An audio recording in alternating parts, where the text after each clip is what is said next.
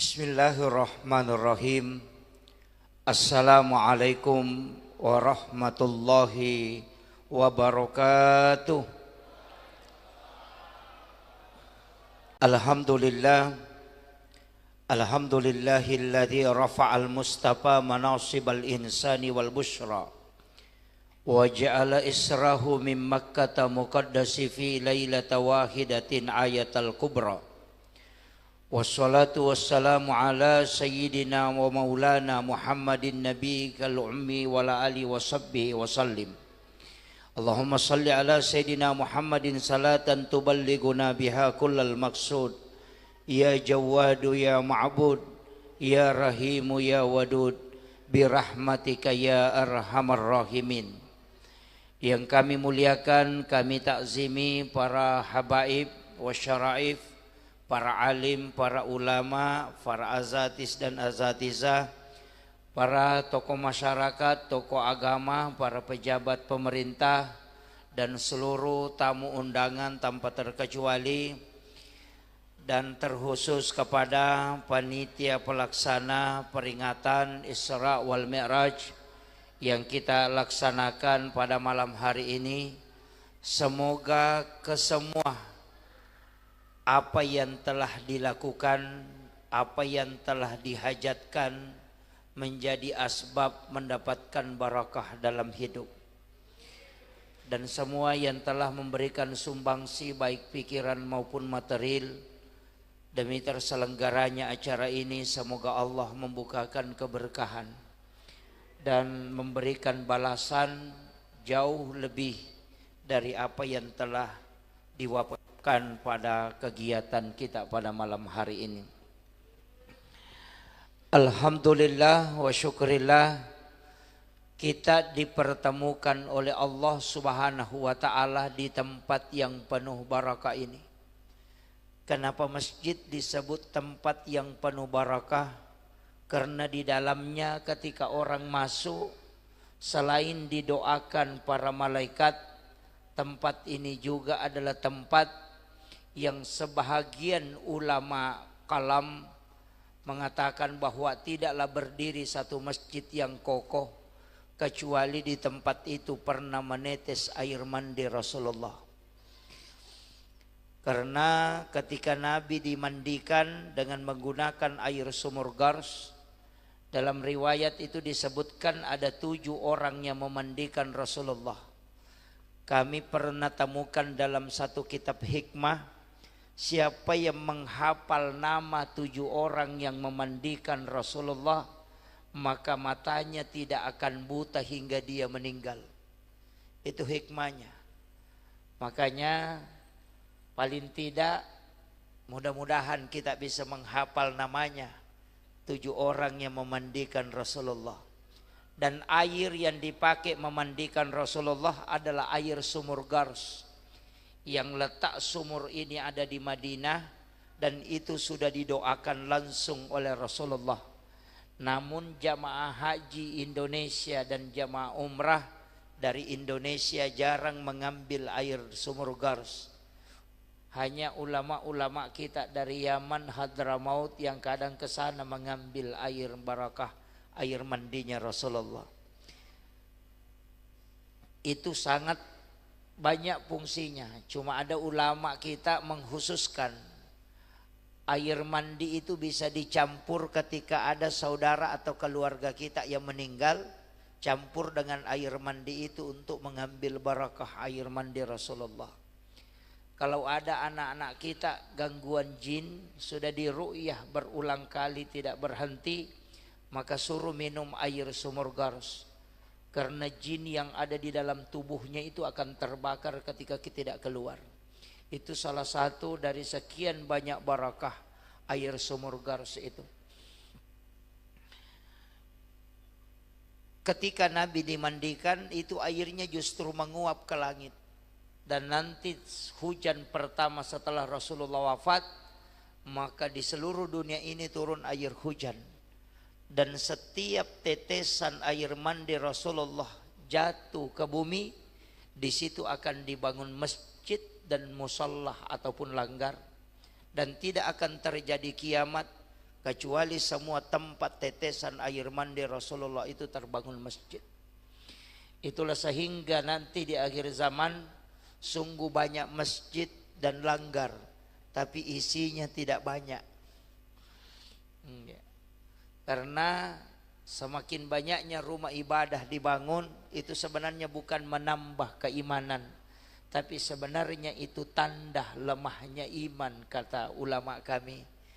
Karena kenapa orang bangun masjid dekat? Karena dia tidak mampu jalan jauh untuk menunaikan sholat berjamaah. Jadi itu alasannya.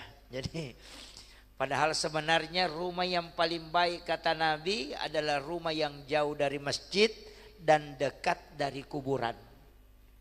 Jadi kalau ada rumah dekat dari kuburan, pas di samping kuburan atau di depan kuburan, tapi jauh dari masjid, itulah rumah yang paling bagus kata Nabi.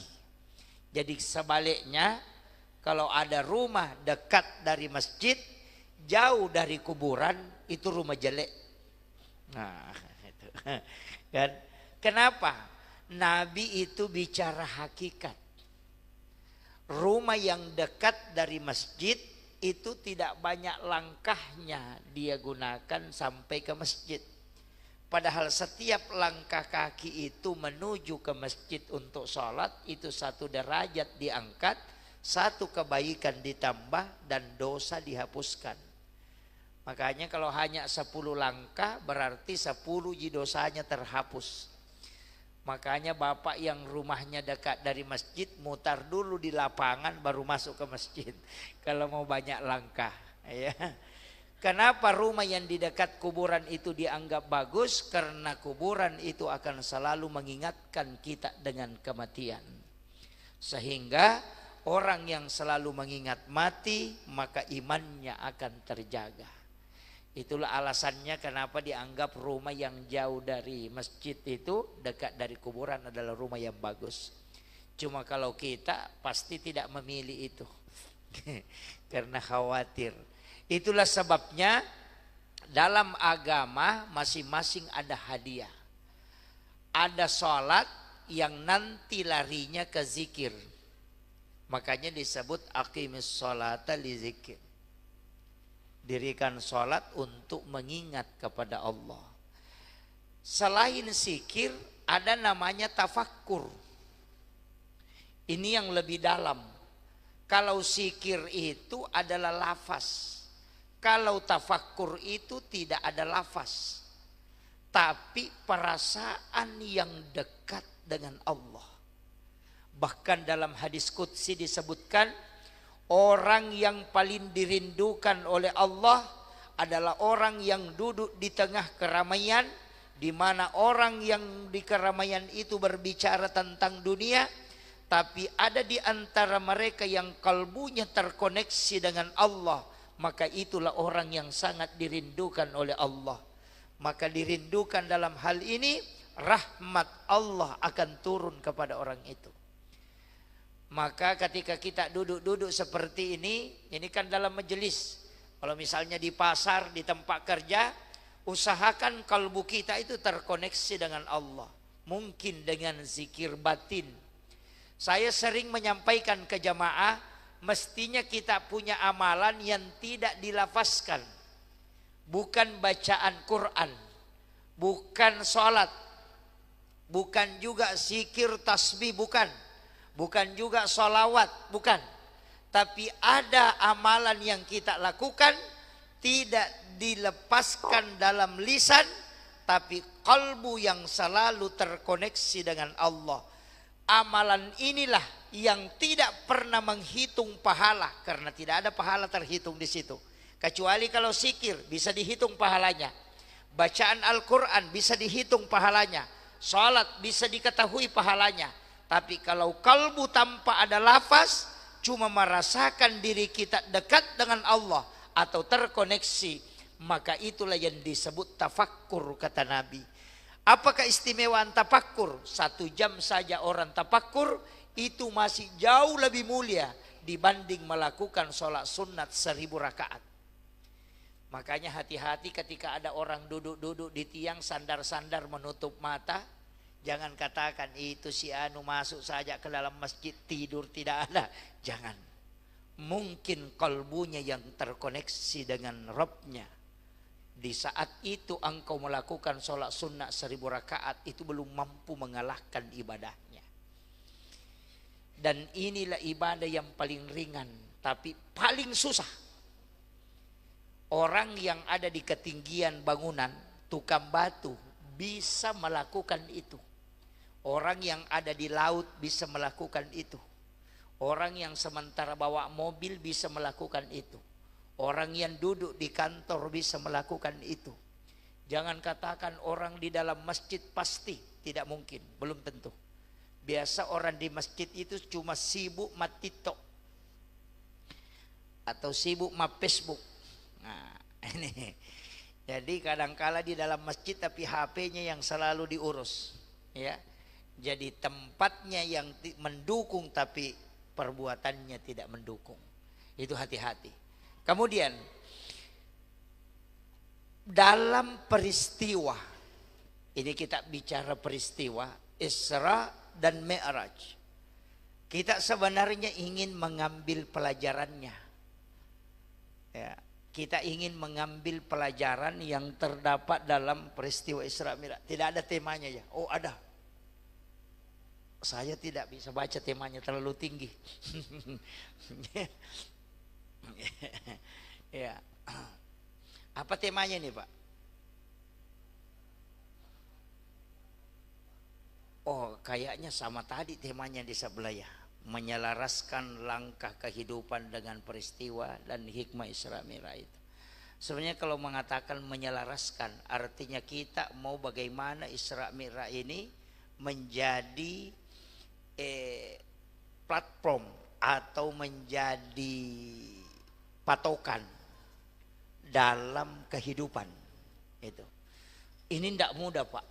Saya ambil langkah awal ya. Saya tidak ceritakan Rasulullah sebelum di Isra Mi'rajkan, tapi saya ingin mengambil sedikit kaidah ketika Nabi dibelah dadahnya. Itu kan jelas dalam hadis yang sangat panjang yang menceritakan peristiwa Isra Mi'raj.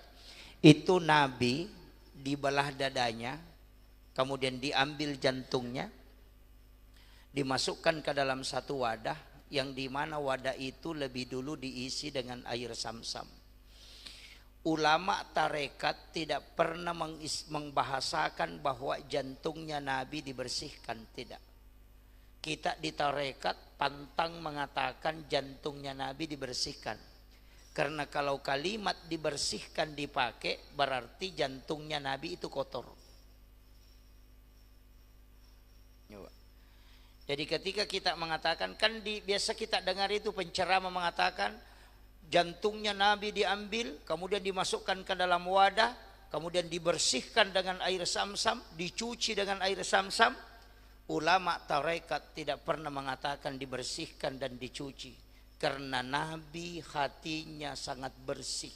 Dia dari nur Allah kemudian dihembuskan menjadi nurun Muhammad. Dan tidak mungkin itu kotor karena dia maksum.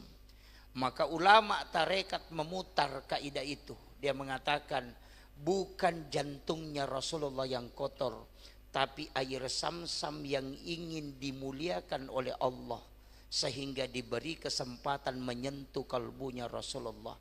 Dengan alasan itulah sehingga air Zam-Zam itu bisa menjadi obat dan bisa mengenyangkan bagi yang meminumnya, karena dia pernah menyentuh kalbunya Rasulullah. Jadi bukan kalbunya Nabi, tapi air ini yang ingin dimuliakan sehingga diberi kesempatan bersentuhan langsung dengan kalbu Rasulullah. Kita ambil contoh lain, Hajar Aswad itu kan dicium. Dia adalah batu putih dari surga yang berubah jadi hitam karena banyak orang menciumnya, resonansi dosanya menyeberang. Yang batu ini sebenarnya adalah batu yang diturunkan dari surga. Siapa yang menciumnya, kata Nabi, di dunia itu seakan-akan dia mencium tangan Allah. Dari situlah sehingga orang berebut mencium Hajar Aswad. Tapi batu ini, kata ulama tarekat, tidak akan pernah dimuliakan dan dicium seandainya Nabi tidak pernah menciumnya. Seandainya ketika Nabi tawaf dia mencium makamu Ibrahim, maka semua jamaah haji dan umrah akan mencium makamu Ibrahim. Artinya apa? Hajar Aswad tidaklah mulia seandainya Nabi tidak pernah menciumnya. Berarti hakikatnya batu ini dimuliakan karena dia pernah dicium oleh Rasulullah. Jadi bukan batunya yang mulia, tapi Rasulullah karena dia pernah menciumnya. Yang ketiga, ketika Nabi berjalan selalu ada awan yang menutupi kepalanya. Kata ulama tarekat, bukan Nabi yang takut kena sinar matahari, tapi begitu skenario Allah untuk menjaga mataharinya.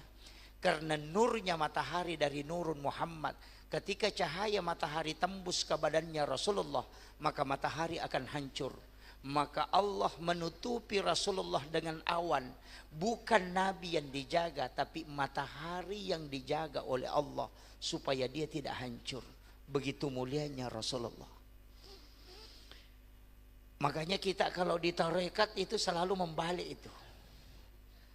Ya, ada sebenarnya 21 kaidah itu yang sentuhan dengan Nabi, tapi saya tidak bahas semua. Kalau itu yang saya bahas, itu 1 jam selesai Isra Mi'raj. Gitu. Saya belum ceritakan kisah Isra Mi'raj ini. Baru saat Nabi mau diberangkatkan. Kemudian Nabi kan diperjalankan, makanya disebut Asra. Bukan berjalan. Ada jam dinding itu di belakang, Pak. Kalau jam dinding itu berputar, hanya 24 jam dia berputar dalam sehari semalam. Tidak mungkin lebih. Tapi kalau Pak Imam kasih turun itu jam dinding baru dia putar, itu bisa sampai 100 kali berputar, itu pun bisa. Artinya ketika jam itu berjalan normal hanya 24 jam. Tapi ketika diperjalankan oleh Pak Imam maka bisa sampai 100 kali. Itulah sehingga Nabi disebut diperjalankan, bukan berjalan. Makanya Nabi dari Masjidil Haram itu dengan berbagai tempat yang dia tempati sehingga sampai ke Masjidil Aqsa itu butuh 2000 kilometer. Tapi orang diperjalankan dengan 2000 kilometer itu dalam bukunya Insinyur Agus Mustafa mengatakan hanya 0,005 detik. Nabi sudah bisa sampai. Coba kecepatan itu yang bisa dipakai. Dalam ilmu sains sebenarnya sekarang mulai terungkap. Saya mengatakan Abu Bakar bahkan Umar semua sudah paham tentang ilmu itu. Sekarang kan kita bisa, Pak. Bapak Ibu yang sudah punya HP Android, itu kalau kita video call, biasa video call kan?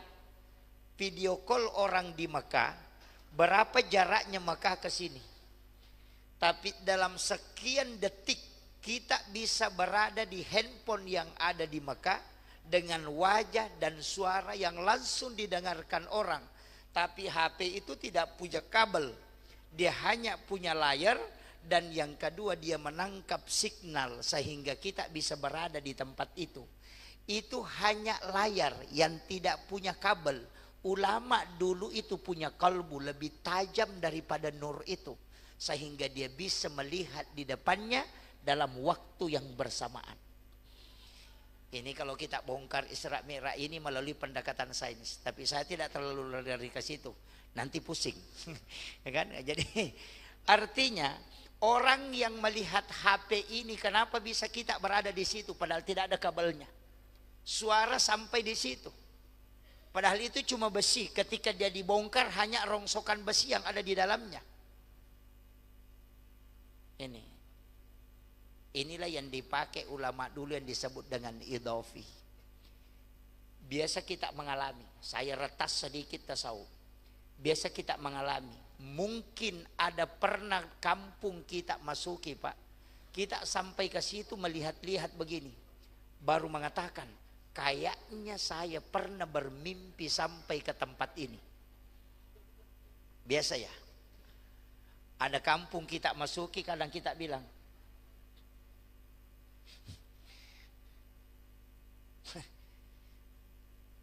langsung ada minuman dari Isra Mi'raj ini. Di sini aja Pak. Ya. Udah. Jadi biasa itu ada kampung kita masuki atau ada yang kita kerjakan, bukanlah kampung. Ada yang kita kerjakan, kita bilang, kayaknya saya pernah bermimpi kerjakan ini. Seakan-akan hal ini pernah saya alami.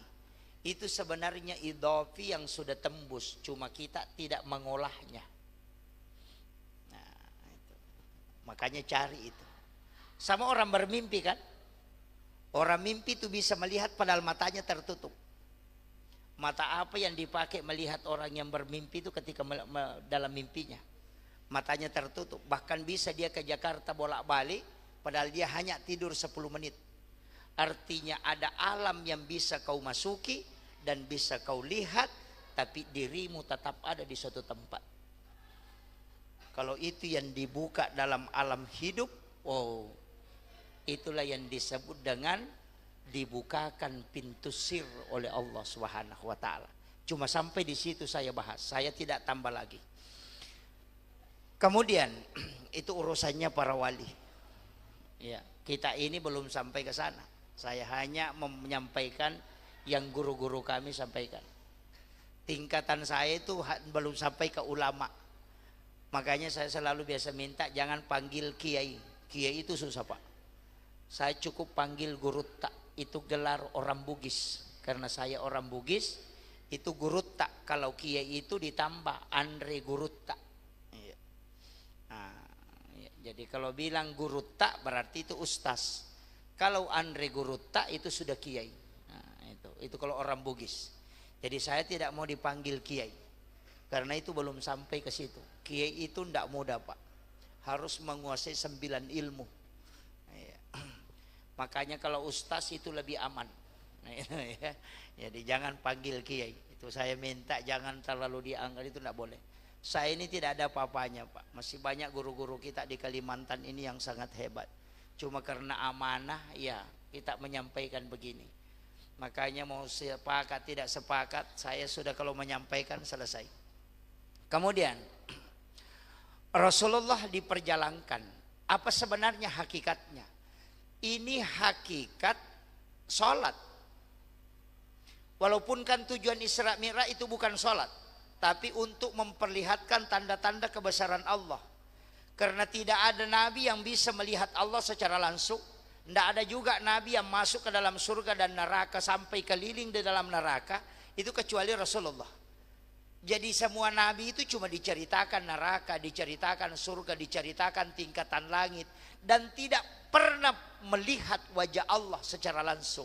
Makanya di dalam ayat itu disebutkan linuriyahu min ayatina, untuk memperlihatkan, bukan menceritakan. Kan gitu. Makanya kalau ada kepala desa diceritakan ada kampung begini indah, begini lampunya, dia tuh menghayal. Bagaimana kira-kira ya? Tapi ketika dia melihat, oh ternyata begini, maka dia bertasbih, subhanallah. Itu biasa seperti itu. Maka kalimat pertama dalam peristiwa Isra Mi'raj itu diawali dengan kalimat subhanalladzi asra bi abdi.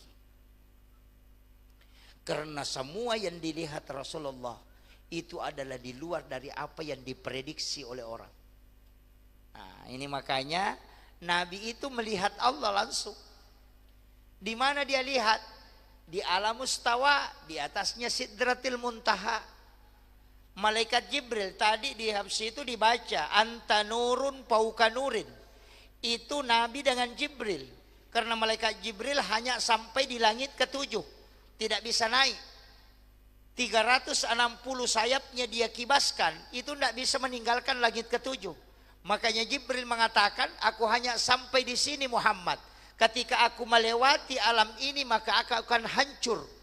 Maka Imam Ja'far Al-Barsanji itu mengatakan, anta nurun fauqa nurin, engkau Muhammad cahaya di atas cahaya. Karena Jibril adalah cahaya, tapi engkau bisa menempati atasnya.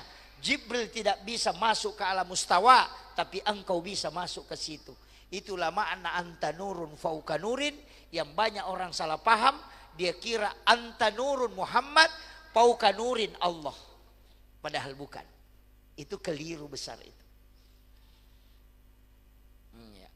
Makanya ketika Nabi ketemu dengan Allah itu kan langsung. Tapi apakah Allah ada di situ? Saya dari NU, Ahlus Sunnah wal Jamaah Nahdiyah, tidak pernah memahami bahwa Allah itu ada di alam mustawa. Kenapa? Karena dia adalah ya latif. Tidak bisa bertempat. Karena kapan kita memberikan tempat, maka dia menjadi makhluk. Dan itu laisa kamislihi syai'un. Jadi bagaimana cara memahami? Itu seakan-akan ulama kita menjelaskan. Saya mengatakan saya naik ke kubah masjid, baru naik ke menara. Di menara saya melihat bulan. Apakah bulan ada di menara? Tidak. Itu masih jauh dari menara. Tapi di situ baru saya bisa melihat bulan.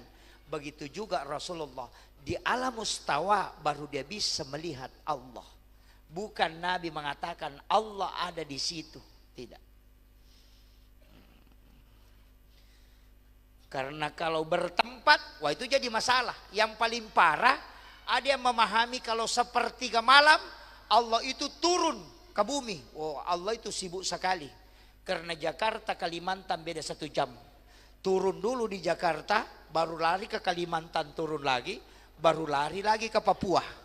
Karena tidak bersamaan kan. Makanya ulama mengatakan yang turun itu bukan Allah. Yang turun adalah rahmatnya. Sebagaimana cahaya lampu. Lampunya tetap ada di atas. Tapi sinarnya akan sampai ke lantai. Itulah yang turun. Bukan berarti balonnya yang dikasih turun. Itu fungsi kaca. Itu cara memahaminya sederhana. Ya. Makanya kalau kita dalam beribadah, ada kan di dalam diri kita ini yang tidak diciptakan. Jasad diciptakan, napas diciptakan, jiwa diciptakan. Apa yang tidak diciptakan? Wa nafahtu fihi mir ruh. Dihembuskan.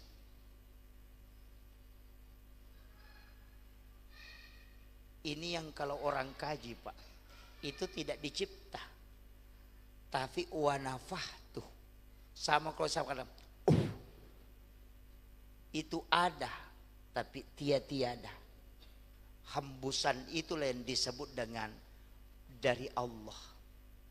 Dan itulah yang terkoneksi dengan nurnya. Maka ketika orang sholat, disitulah masuk. Dan disitulah pertemuan antara yang dihembuskan dan yang menghembuskan. Tapi jangan katakan berarti Allah itu banyak. Kalau masuk sini ada juga, di sini ada juga, di sini ada juga. Oh tidak. Sama kalau kita mengambil ember 10, isi air, bawa ke tengah lapangan. Di ember pertama dilihat di siang hari. Lihat airnya. Oh ternyata ada bayangan matahari di dalam ember pertama. Pindah ke ember kedua, masih ada bayangan matahari. Pindah lagi ke ember ketiga, kita juga menemukan bayangan matahari. 10 ember kita pasang, juga 10 bayangan matahari. Apakah matahari itu 10? Tidak, dia tetap satu. Tapi kenapa ada bayangan di dalam ember? Karena ada cermin yang terpantul untuk menangkap nur itu. Yang terpantul itulah dengan disebut dengan rahasia nur yang disimpan oleh Allah dengan wa nafahtu fihi mir ruh. Itulah yang dipakai mengingat.